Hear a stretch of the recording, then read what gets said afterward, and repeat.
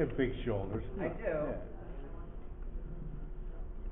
We're just picking on I know, that's okay. All right, we're good. that. Great. I'd like to call to order a regular meeting of the Summers Board of Selectmen, July 21st, 2022. And I'd like to start off with a pledge of allegiance. Please join me. I pledge allegiance to the flag of the United States of America and to the republic for which it stands, one nation, under God, indivisible, with liberty and justice for all. Thank you. Roll call. Hang on.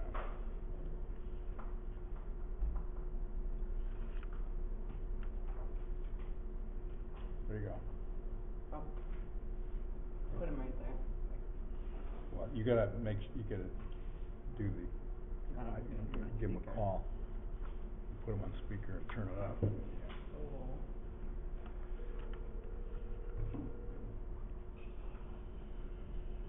Bill? Oh. Hi, how you doing? Good, okay, we have, you're part of the meeting now, so. Thank you. All right, we're live. There you go. Okay, we'll go to roll call. I have Bob Schmidt, Selectman, on my left, and Selectman Bill Meyer is on the phone this evening. Couldn't be with us, but he's with his family. We also have in the room with us Steve Getman, Chairman of the Water Pollution Control Authority, Dan Parisi, Director of Land Use, Todd Rowland, Public Works Director, Allison Maynard, Social Services Director, and Kim Littig, Police Administrator. So, public comment, we don't seem to have any public here this evening. Presentations by First Selectmen. There are several items I wanted to mention for purposes of public dissemination. Number one, Jim Persano passed away 2 days ago at Evergreen Healthcare Center. For many decades, he was a friend of many of us, and we worked with him. He chaired the Board of Finance for over 25 years. He was definitely a very important figure in this community, and will be missed. His hours for his wake are at the Summers Funeral Home this Sunday from 4 to 7, July 24th. Next item I want to mention, Troop C. As you know, Troop C is going to produce for us a permanent resident trooper. We have an interim resident trooper right now, Luke Davis. I mentioned last week I was able to be involved with the interviews of four candidates for the job this morning at Troop C. So I spent about 3 or 4 hours out there. It's a great experience.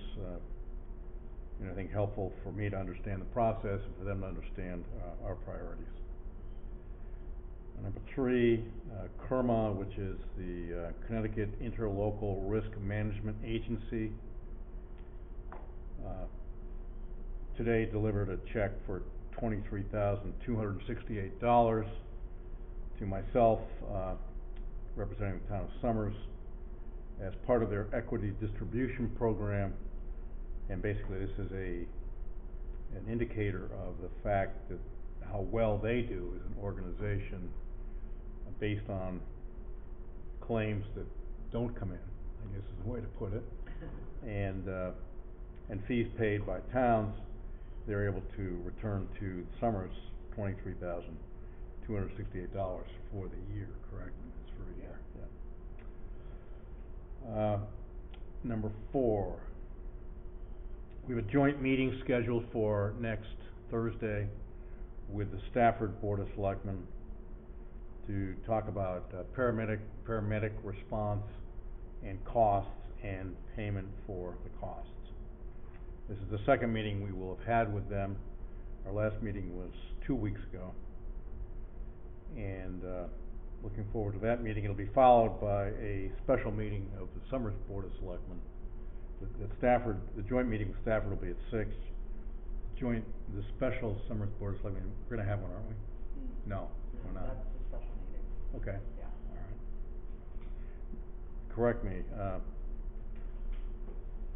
correct my last. So there will be no special summer board of selectmen meeting next Thursday, following the joint meeting with Stafford.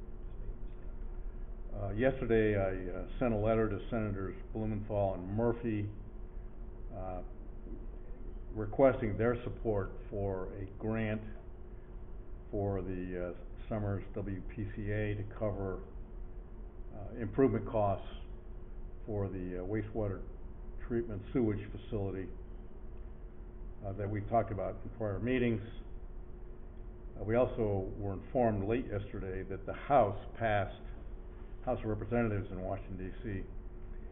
passed an appropriations, what they call a minibus versus omnibus. That was an interesting term. There used to be the omnibus was all the appropriation bills, of which there are 12.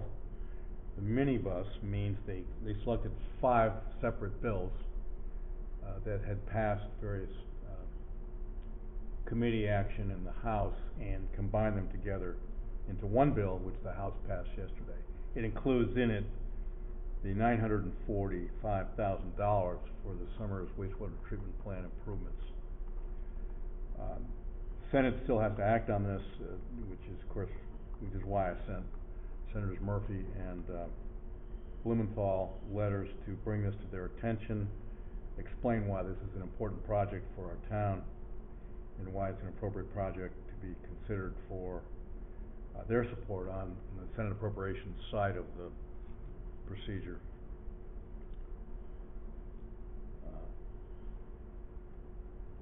We have a number 4. We have a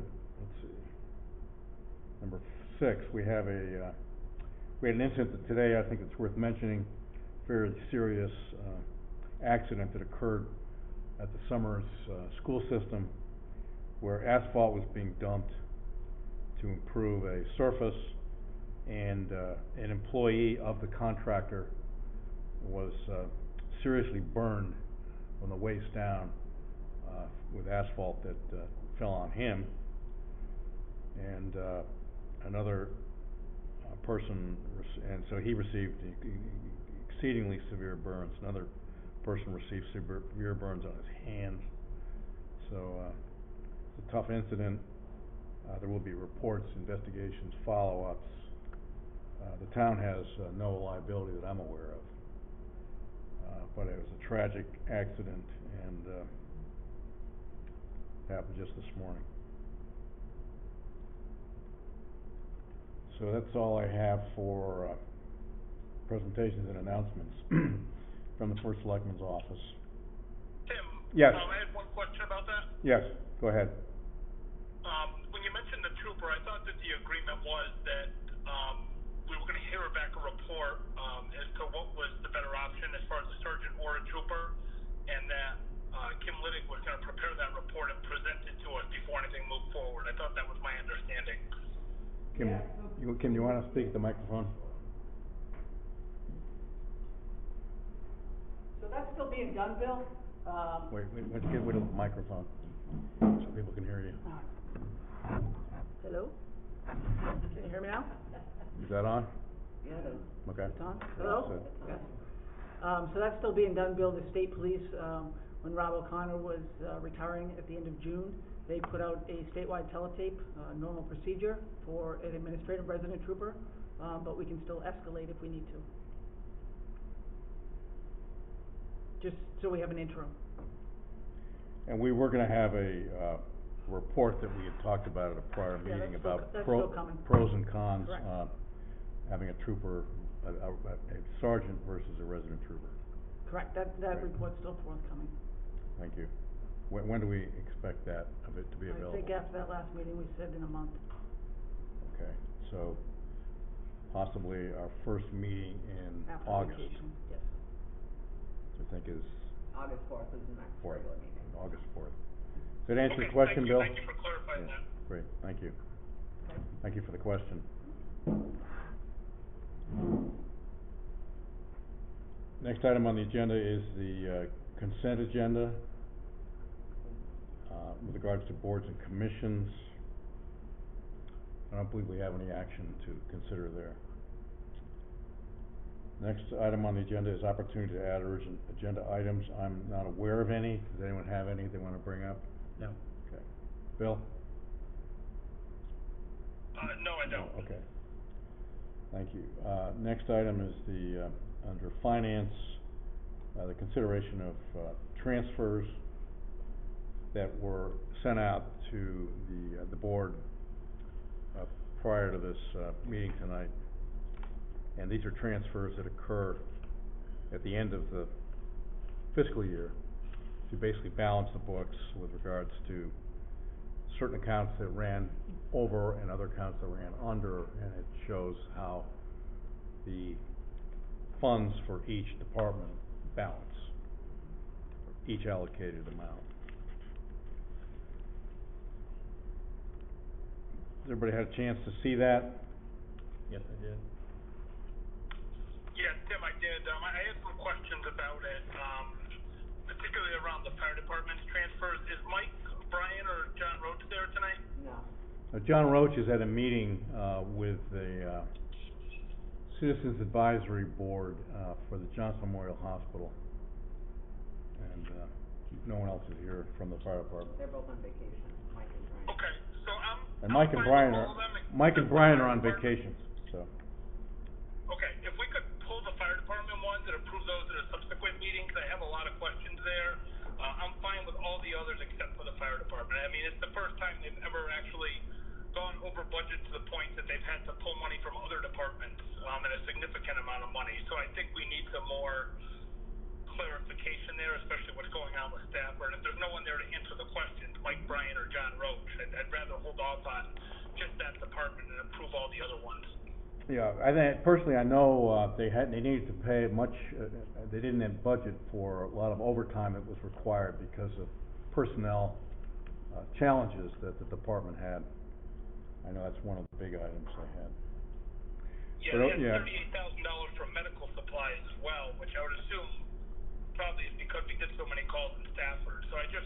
Well, I think it might also have to do with the increased cost of medical supplies that was unanticipated. Yeah, I don't think that the increased cost alone explains $38,000, but that would be some of my questions. So I think I would be okay with approving all of the transfers except for the fire department. Okay. Hold off to August then. We'll agree with that. Okay, so we need a motion to authorize the transfers. Except for the fire department? Except for the fire department, which will be handled at the next The August regular Yeah.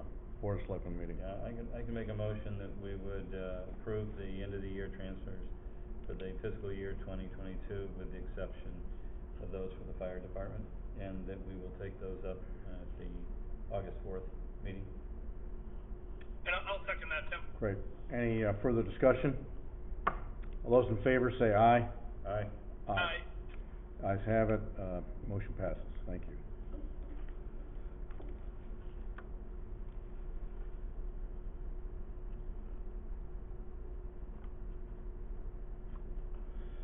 So we next have the scheduled payments presentation. Appropriations first. Oh, sorry, appropriations, yeah. Next we have appropriations under finance, so. Yes. Let's see. HVAC and Yeah. engineering study. So maybe we could hear from Director Rowland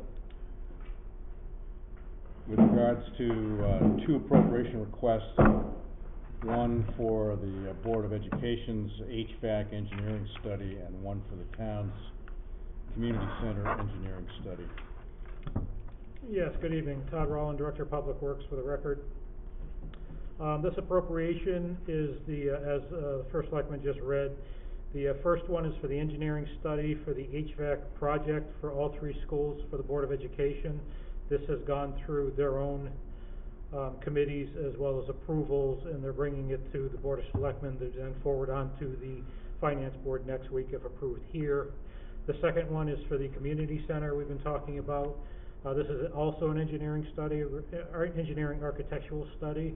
and this would be to hire the architect to actually come up with, proposals as far as what the building will look like, as far as, and architectural renderings. It would also include, meetings with seniors, town meetings, informational sessions to kind of talk to the residents and get input on what really they would like to see as well. And this will give us a baseline to then get some budget numbers together as far as what a project that everyone wants would cost. So it's really kind of the step one in both of these projects, because without these studies, we really don't know the scope of the cost or what these facilities will look like. So it's kind of the launching point for getting something moving. Okay, thank you. Thank you. Tim, I had a question about that. Yeah, first of all, if we just get a motion on the acceptance of the, To approve the the motion budget to approve, the yeah. budget transfer, the to- Board of Ed. No, to approve the appropriation Okay, yeah, the for appropriation. the design HVAC, studies. engineering study, and the town community center Right. engineering study, for a total of $718,235. Thank you. Okay, Bill. Wait, Okay, we need a second on the motion. Well, before I second it, where's the appropriation coming from? Because it does not say it on the paperwork. I did not hear it in Bob's motion. As far as the funding, Yeah, I mean, I think we Yeah. need to make an appropriation from a fund. I mean, is this from the general fund? Is this from? yeah, I don't Where know. are we That would appropriating be a money from? finance question. I don't know, that's a finance question, or it's really, I think the thinking is to bring it to the finance board and have it on the floor to discuss it with them. I don't know where the, Right, so the details would be laid out, in a presentation to the Board of Finance, which I think is anticipated next week. Correct, next Tuesday. Yeah, on Tuesday.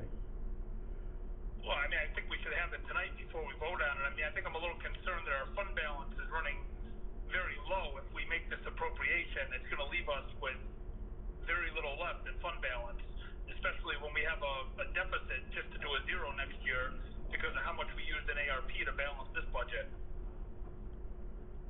Well, I think the fund balance, is an issue that's annually addressed. And, in fact, my concern last year was, the last fiscal year was that fund balance wasn't tapped, whereas the, ARPA funds were.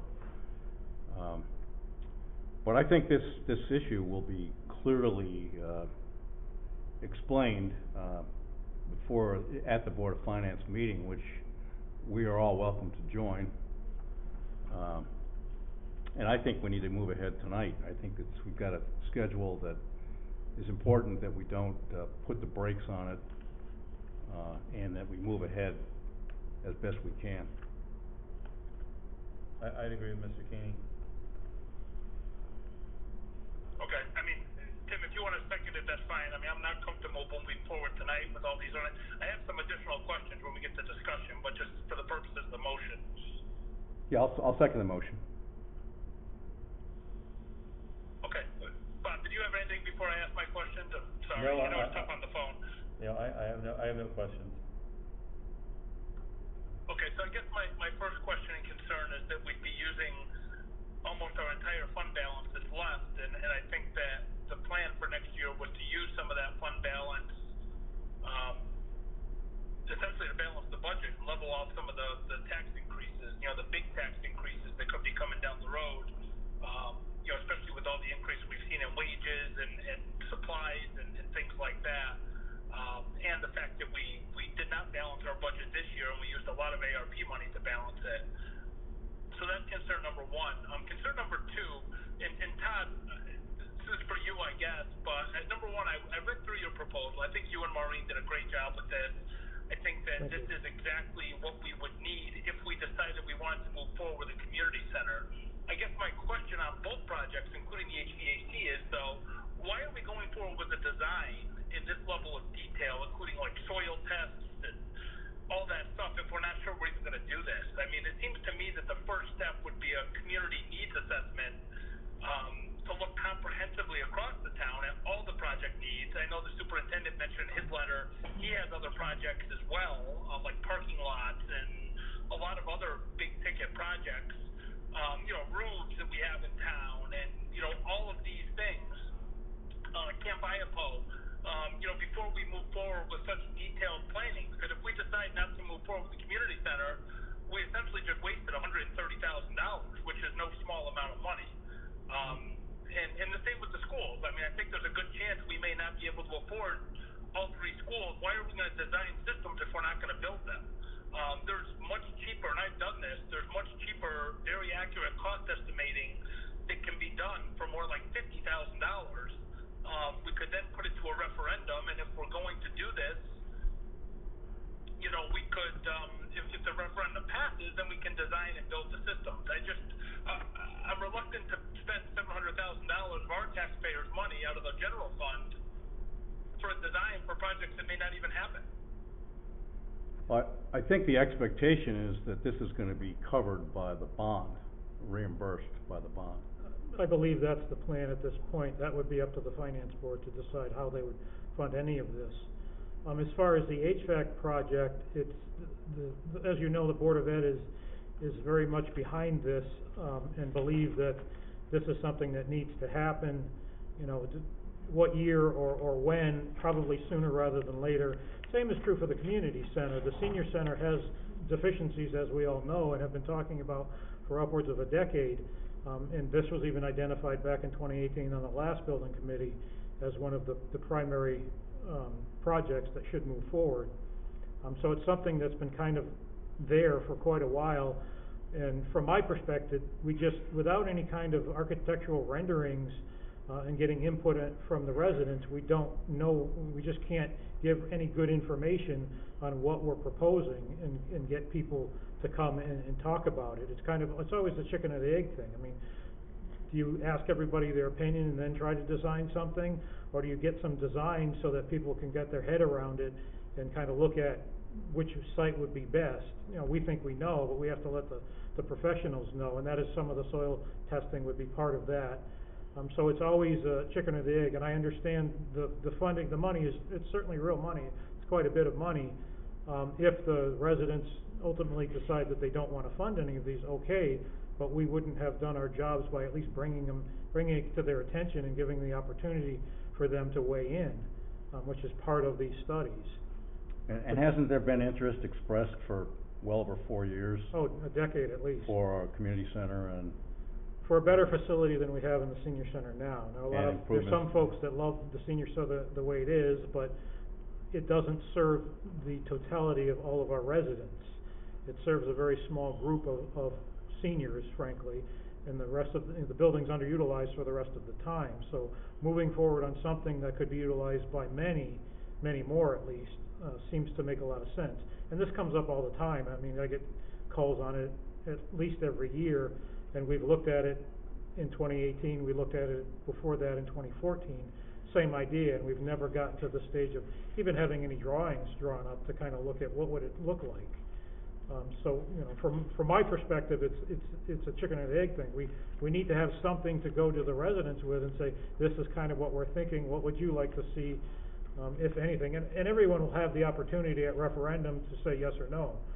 My understanding is that if these are funded through bonding, each project will be its own separate question. I believe that's the thinking at this time. Well, the HVAC system to me is very, very important, especially COVID is not dead. Correct. And yes. We know that. And this is something that most medical people are recommending, that you have a good HVAC system in your schools.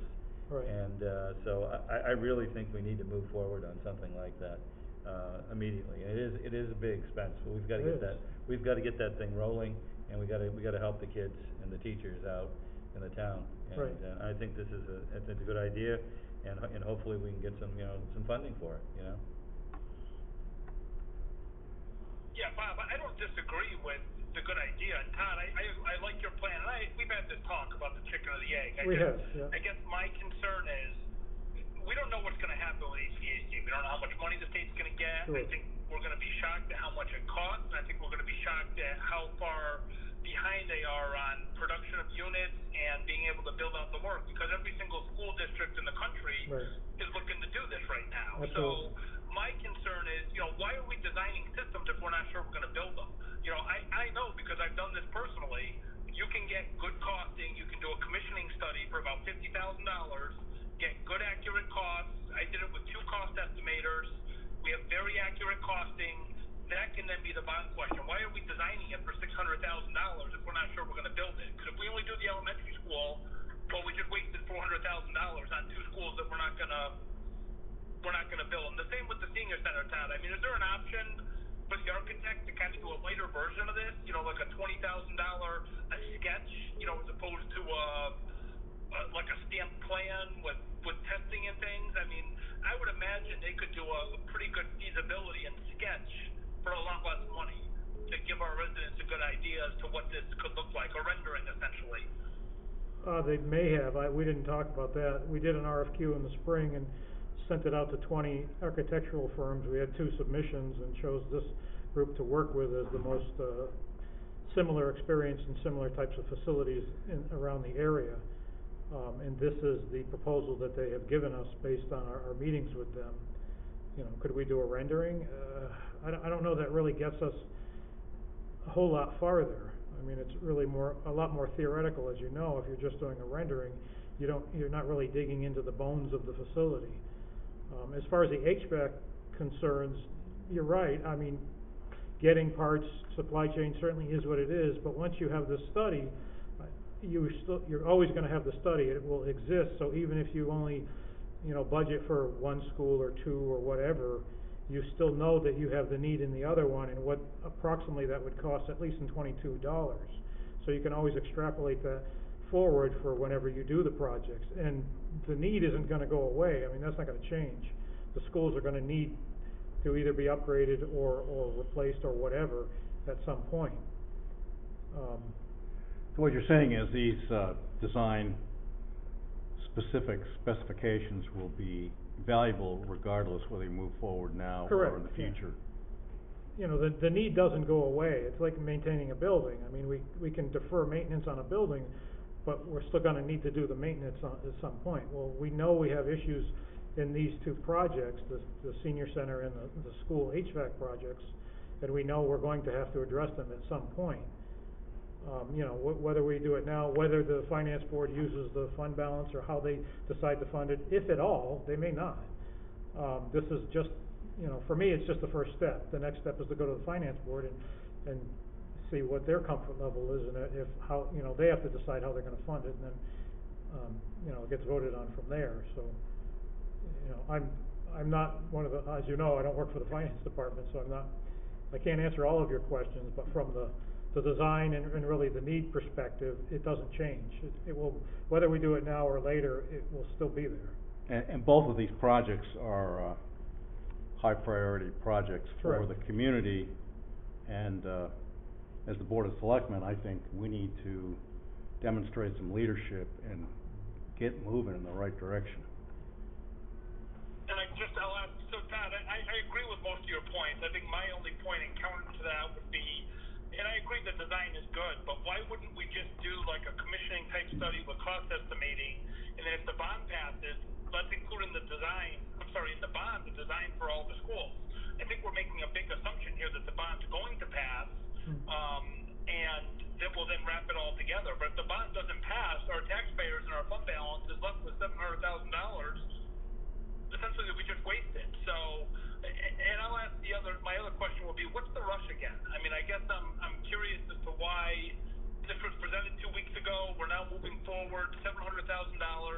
The superintendent, the business manager, the finance officer, the CFO, assistant CFO are not there tonight to answer our questions.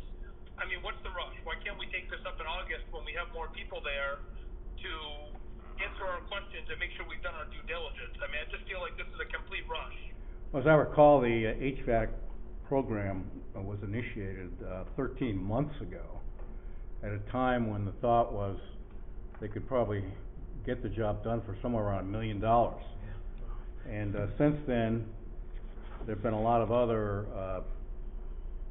interests raised that relate to that, and the priority has been raised, and the superintendent himself has sent us a letter as recently as last Friday, emphasizing the need to move ahead with all three schools, and expeditiously, as expeditiously as possible. The community center, again, is something that's been on the agenda for years. Correct. And, every year we add to the process adds greater concern with regards to our existing facilities and the greater need for more facilities because of our aging community and the need for more recreation in this community. Yeah, this just seems way too rushed to me. I mean, these are the largest projects the town's done in 20 years since we built the firehouse. I mean, we're rushing this in 2 weeks. I know we've talked about ACAC for a while. I mean, I talked to the superintendent the other day. I know he followed up with a letter. He's concerned that November is too quick of a timeline. You know, he's wondering why it's being rushed along as well.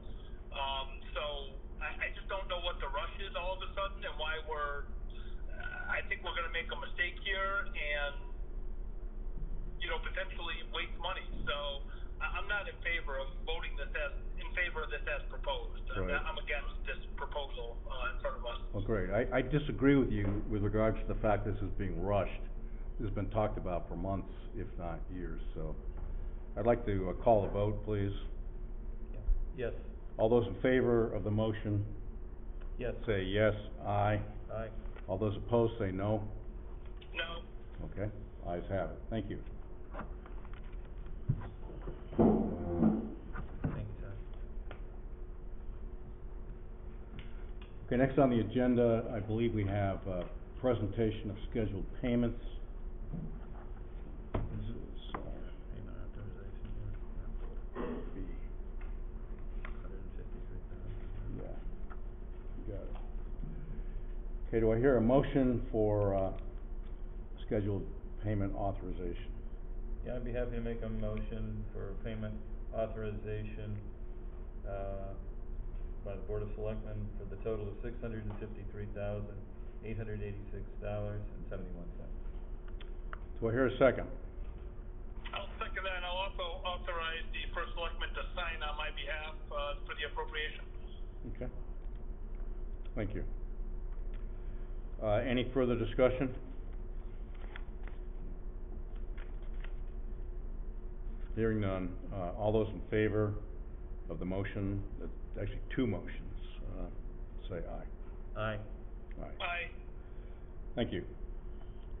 We'll sign this and, get it moving.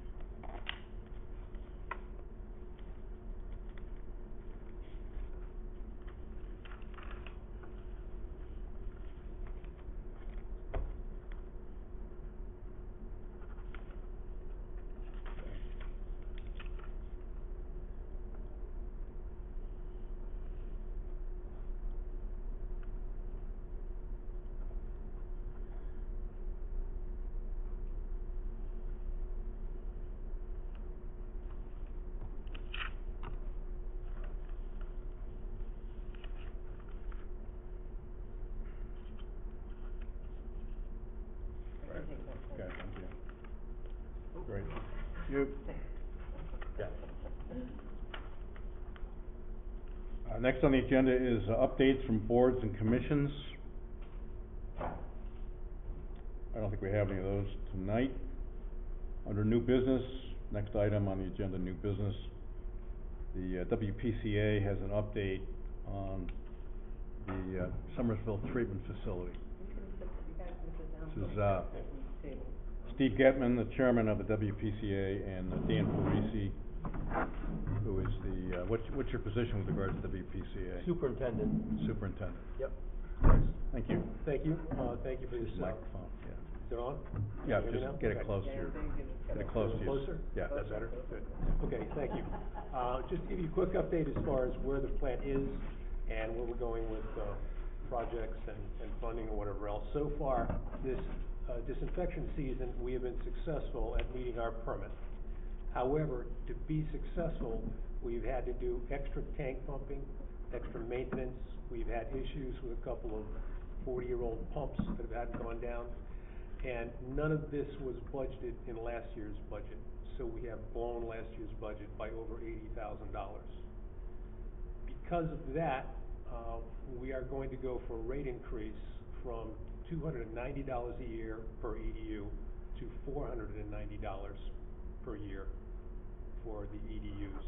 This will allow us to cover those expenses. Could you say what the EDU is? Equivalent dwelling unit. And how many of those are there? We have approximately 356. 356. Thank you. So, excuse me, that will allow us to at least stay stable with our budget. We have prepared a letter which we're going to give to ratepayers, saying why we are raising the rates on this. And hopefully, there won't be too many objections. As far as projects going, thank you to the Board of Selectmen for allowing us to fast-track the movement of the UV lights. Dan had some conversations with Weston and Sampson today, and they're targeting the first week of August to make the move to move the UV lights. And in order to make this thing work also, we're going to have to hope for some good weather, and we're going to have tank pumpers on standby in case we get a cloud burst or something to clean out some of the tanks, because the area they're working in cannot be wet. It has to be totally dry in order to deal with concrete and moving of the things. But it should take 4.5 days, maybe a full 5 days to do this. And then that will improve our disinfection for this season. Now that that's over with, the next issue is the reconstruction of the sand beds. And as First Selectman Keeney pointed out, the House of Representatives did pass the minibus, which our project was included. And if the Senate and the President go ahead and sign it, we will have access to that money. Now that money only covers 80% of the project. So we may have to keep our rates high for a couple more years, or we may have to go to some sort of alternate financing, short-term financing. But at least we're on the right track, we're making progress. And we're hoping that we can actually get a contract and an RFP for either August or September. And I don't know if we can get shovels in the ground before the frost hits, but that's our goal. For sure, we have to have it done next spring before next disinfection season. If that is the case, and if somehow Congress holds up that grant, we may also have to ask for some short-term financing to cover the cost of the construction. And then once the grant comes in, we'll repay the town. So that's where we're at so far. What's the process for the rate increase? Does it require a public hearing? Yes, Dan is going to be. Yeah, we have a public hearing on August 2nd, or the legal notice was posted in the JI on Thursday. And posted online. Yeah, it's posted online on our website and everything. And when is the last time you had a rate increase? We had a rate increase in 2021. It was only a 9% increase. But again, excuse me, we had no idea what was coming down the pike. None whatsoever. We knew there was a problem down there, and we thought dechlorination or chlorination was the way to go. And subsequent testing has proven that's not the way to go. So do these folks vote on this, or? Well, we take the public hearing and take comment. Okay. If no one comments on it or no one protests, immediately after that public hearing, the WPCA has a meeting, will approve the rates, and then we can start billing. There's a call coming in September, for October, billing for October. Yeah. How do you anticipate convincing the ratepayers that this is the right thing to do? Well, we have the letter. I think you see the letter. Yeah. Right here, yes, we see it. Yes. Yeah. The letter explaining the situation. Obviously, when you have an organization that's trying to keep things running, you need to cover your costs. And it doesn't matter whether you're Democrat, Republican, Independent, Communist. If your toilet's not flushing and working, it doesn't matter. You've got to get it fixed. And that's what we have to do. We got to get this thing fixed. Yeah, because if you don't do this work, they're not gonna have, the It's gonna be services difficult. at all, right? Correct. And if we don't get those sand beds excuse me, if we don't get those sand beds fixed in order, get ready for next disinfection season, it's possible the DEP could fine the town of Summers $25,000 a day. Oh, boy. A day. So that's why the WPCA is trying to push this along as quickly as we can. And, again, thanks to the, Board of Selectmen for helping us out and giving us, support and, guidance. And, I'm sure if the finance people were here, they would ask you about your reserve fund Yes. that, you maintain and is there for purposes of covering extraordinary expenses. That is what is covering the, budget, overage this year, the, reserve funds. And we will be used. That covers the 80,000 you're talking about then? That's correct. Yeah. That was from last year. If you look at the 2023 budget, 22-23 budget, it's, we have 231,212. And if you do the rate, that's by times the EDUs, it works out to be $175,272. So we're still, our budget is higher than what will be taken in, and that money is gonna have to come out of our reserve fund for that part of it. That's even with the increase. That's correct. That's with the increase. So those reserve funds were paid into by the users over the years. At those times, we didn't need it, now we need it, so Correct. we're going to use that money. Yeah, but that still won't cover all the costs. It may not cover all the costs, no, Right. especially with supply chain and availability. Oh, I understand completely. You know, Yeah. we're just hoping for Yeah, that. between supply chain and inflation, it's, yeah, what And can I the tell cost you? of diesel fuel, yeah. Oh, yeah, sure, without a doubt. So I'm just looking at this chart you handed out, where's the reserve fund located on? Lower left-hand corner, Lower left-hand corner. fund balances. And the very bottom on the left-hand side. Fund balance, Fund right, balance. Fund okay. balance. Mm-hmm. So that's fund balance as of, June 30, 2020? No, that's 22, I'm Okay. sorry. I didn't change that. Okay. Typo. Typo, Okay. sorry about that. All right. But that is, I got that from Brian, last week. He sent me that stuff when I was preparing this. Okay, so we'll make that correction on the chart. Yes, I will. Tim, the only thing I would add, I would just say thank you to Steve and Dan for that update and presentation. I appreciate their leadership, and I think they have a good plan, so thank you to both of them. Oh, thank you. Great. Thank you. Thank you. Thank you. We have a good team. We'll add that. Yep, thank you very much. Appreciate your, presentation. Thank you.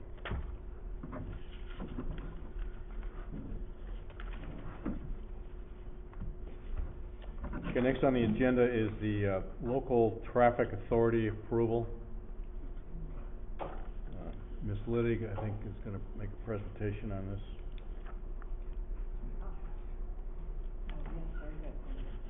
And, Mr. Rowland. Hey, I got two. All right, double team.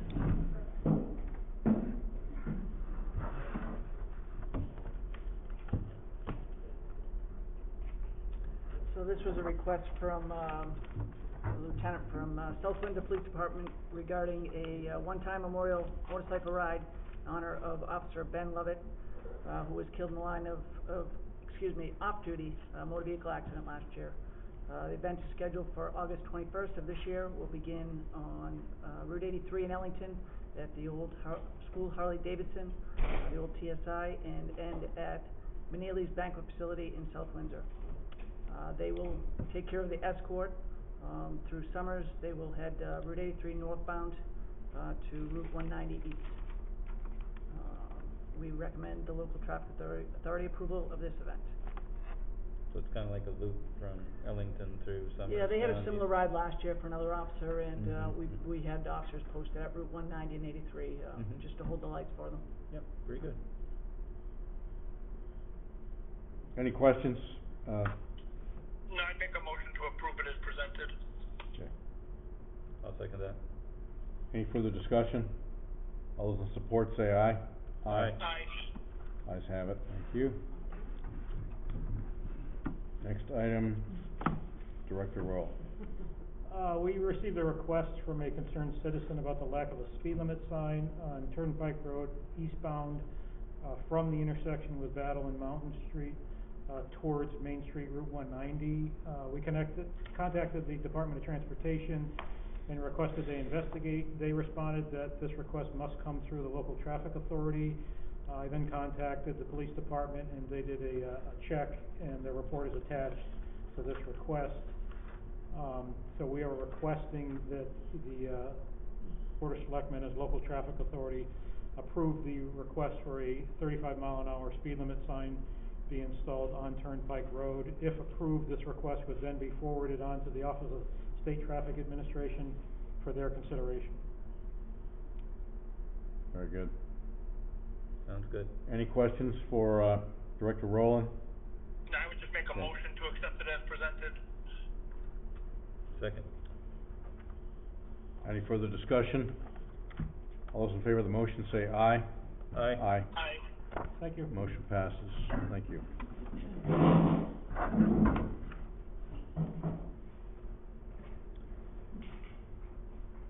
Okay, the next item on the agenda is discussion and action on memorandum of understanding between the town of Somers, town of Stafford, and the town of Ellington with regards to the Tri-Town Juvenile Review Board.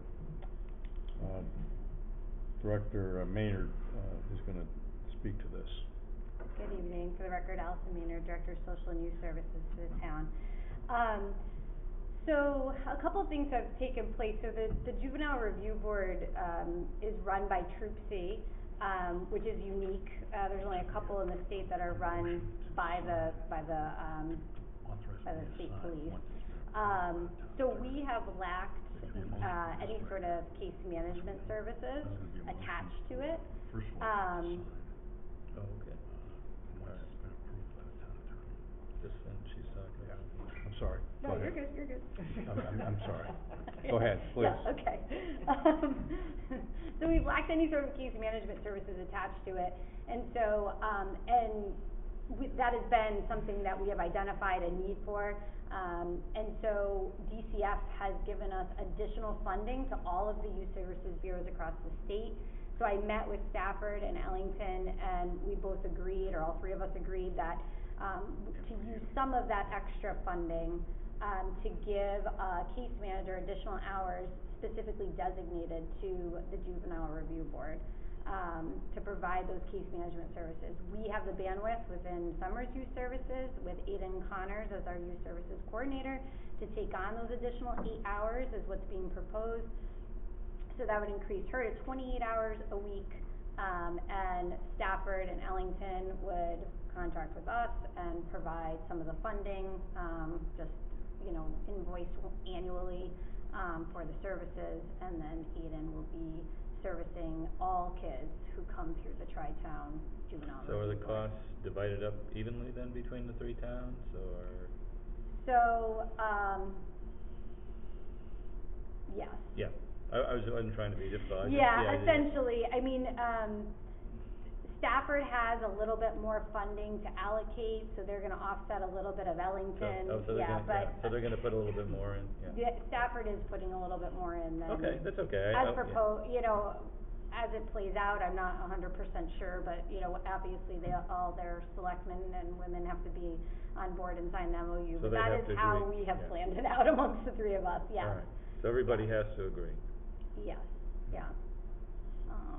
So the MOU is currently in draft form and with Carl Landolina. Right, we expect it to be finalized, Mhm. the final language, by Hopefully next week. town attorney by next Mhm. week, and, it should pretty much be in sync with what you're proposing. Right. So we need a motion to, approve. Authorize. To authorize your signing. First selectman. Yeah, the first selectman to, sign the, MOU, the MIU, the attorney, once it's approved by the Yeah. town attorney. yeah, once it's approved by the town attorney. Mhm. I'll second that. Any further discussion? Yeah, Tim, just when you send it to the town attorney, can you please send it to us as well in case we have comments or Oh, sure. things on it? But I think the concept's a great great one. I think the regionalization and the enhanced services, I mean, it's a high need area, so I'm fully in favor of it. Very good, thank you. Good idea, thank you. Thank you. Will do. Any further discussion? All those in support of the motion say aye. Aye. Aye. Motion passes. Thank you, Allison. Thanks, Alan.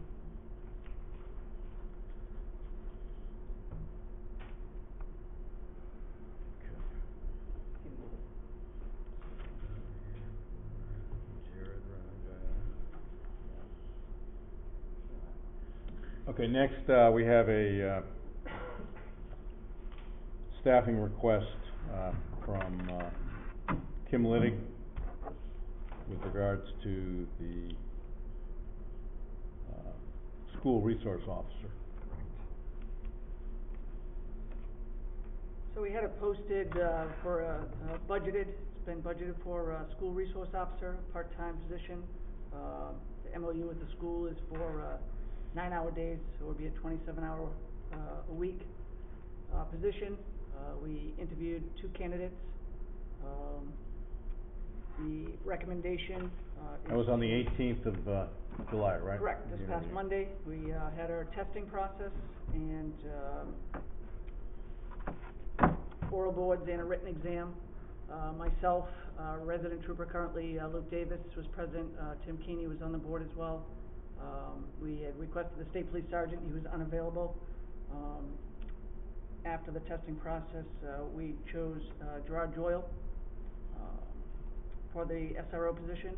He just retired, from state police after 20 years service.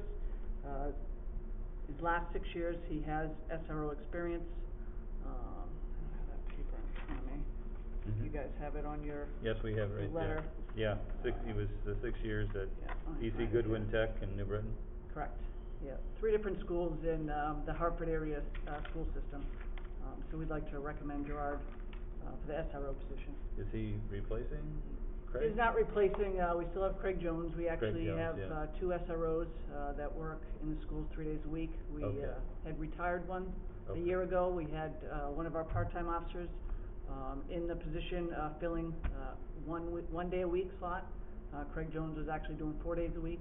Right. He'll go back to 3 days a week. Okay. We'll have Gerard Joyle 3 days a week also, and we have a lap over day. Okay, thank you. And this job has become, increasingly complex from what I understand. Is that correct? I mean, with regards to all the different elements, that relate to, like what Craig Jones has been doing for the past year. Absolutely. I mean, you get into especially the active aggressor incidents around the country. It's priority 1 to have, we believe, a school resource And the officer. juvenile investigations. It's very helpful to have a officer familiar with the teaching staff, administrative staff, the floor plans of the schools, the students, from, And this will give us coverage. kindergarten to senior. Coverage for all 5 days. All 5 days we have covered. And we have not lost a day, actually, in the past couple of years, so. Sounds very good. You have a motion? Yeah, I'd be happy to make a motion to hire, Gerard, is that Joyal? Joy. Joyal, as a part-time police officer and school resource officer, starting on September 1st, 2022? Correct. That is our idea, is to get him in. Next step, is the. Start when? For September 1st, Okay. first day of school. Gotcha. He still has to go through a polygraph exam, a urinalysis exam, physical assessment, and you can't do that without an offer to hire, to get to the polygraph, and a couple of the other exams. And he'll be hired at a rate of $27 an hour with a shift differential of $2 per hour. For evening shift, For correct. evening shift, yeah. So he'll mainly work day shift. Thank you. I'll second that. Any further discussion? All those in favor of the motion say aye. Aye. Aye. Aye. Motion passes. Thank you, Thank you. Kim. Next item on the agenda is discussion and action on Police Officer Standards and Training Council policy.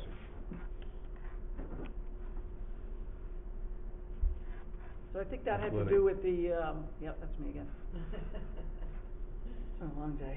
The body worn and dashboard cameras for our police officers and our, police cruisers. We had the equipment delivered, we had a training day today with all the officers, except for two that are away on vacation.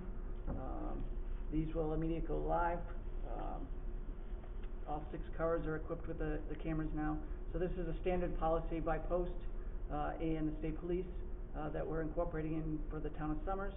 So you're basically amending your existing policy and adding information related to the body camera and the dashboard cameras. Correct, this is the standard policy for, Police Officers Training Council in Connecticut. Okay. Okay. Very good. Very good. I'm fine with it, yep. Sounds great. Do we need a motion? To accept the policy, is that what we're trying? To amend the policy. To amend the policy, yeah.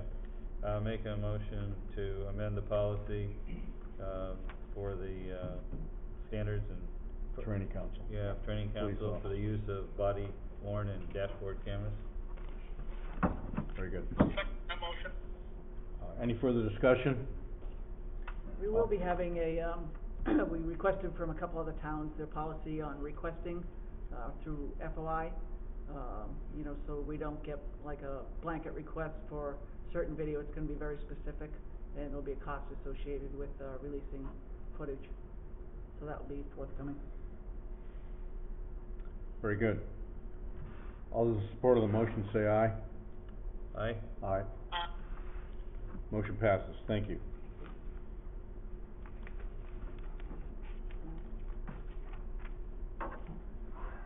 Next item on the agenda is a discussion and action on the appointment of a building office official, being Glenn Setzler from Stafford.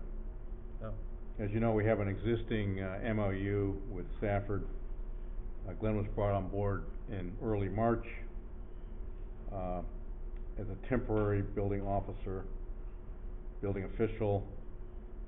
State statute requires that the temporary person, the temporary person can only exist for a certain number of months, after which you need to make a decision on the permanent building official.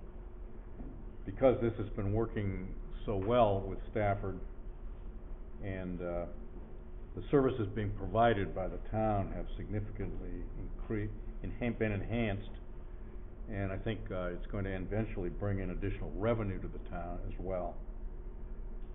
And that Glenn Setzler has raised the level on professional performance significantly.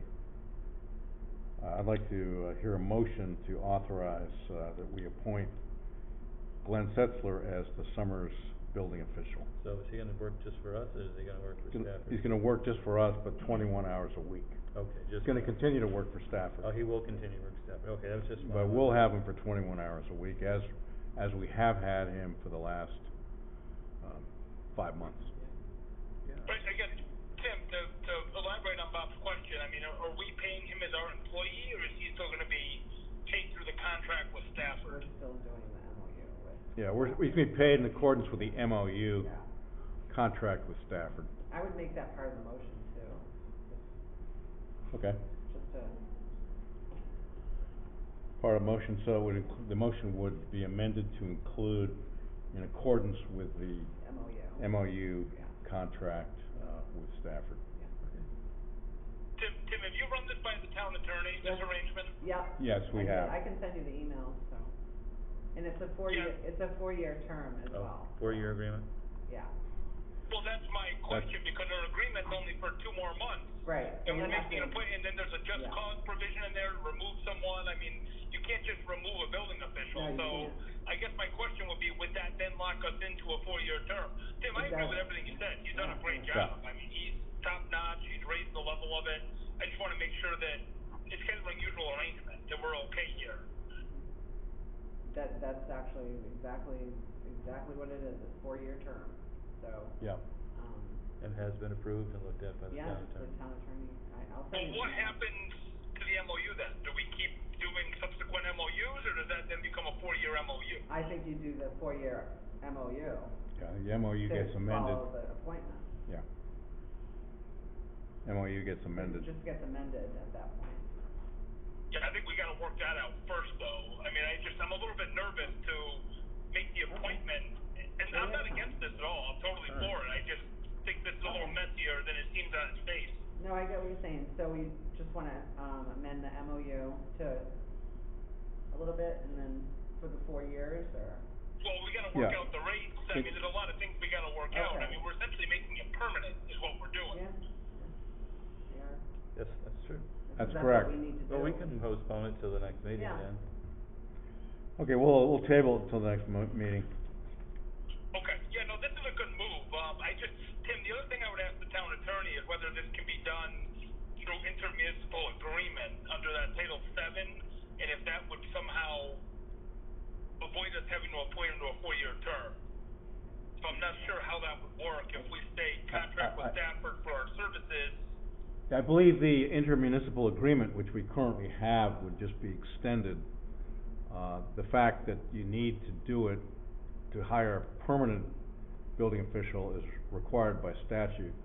So any which way you can, 4 years, no matter. do what that, it is. you need to do that. Other than find another building official and hire him on a temporary basis. Okay, yeah, let's get the answers to the questions and then bring it up again in 2 weeks. But I think it's the right thing, it's just, we need to hash out those questions. All right, well, we'll do that. Very good, thank you. That's just the minutes. Yeah, the next item on the agenda is approval of the minutes, approval of the July 7, 2022 regular, Board of Selectmen meeting minutes. I have one amendment to the minutes. Okay. What would that be? Okay, under the, section where we talked about the bond, Mike Marinaccio made a presentation on the bond. Yeah. It says discussion ensued. I'd like to add, that Mr. Meyer or Selectman Meyer expressed his concerns about the timeline and felt that this was being rushed or something along those lines, just to capture the conversation. So we had a pretty lengthy conversation. I don't think it's captured in the minutes. Okay. That's fine. Okay, so we'll say, Selectman Meyer expressed concerns about the timeline and, And felt November was too soon to prepare such a large project or something like that. I think Okay. it's fine. Yeah. okay, for a referendum, gotcha. That's helpful. Okay, other than that, I'm good with it. That's helpful. Thank you. Any further discussion on the approval of the minutes? Now, all those in favor of approving the minutes, of July 7, 2022, say aye. Aye? Aye. Thank you. Tim, for the record, I'll make the motion to accept them As amended. as amended. Bob wants a second. Yeah, Yep. I'll be happy to second that. Thank you, we got it. All right, motion to adjourn. I'll make a motion to adjourn.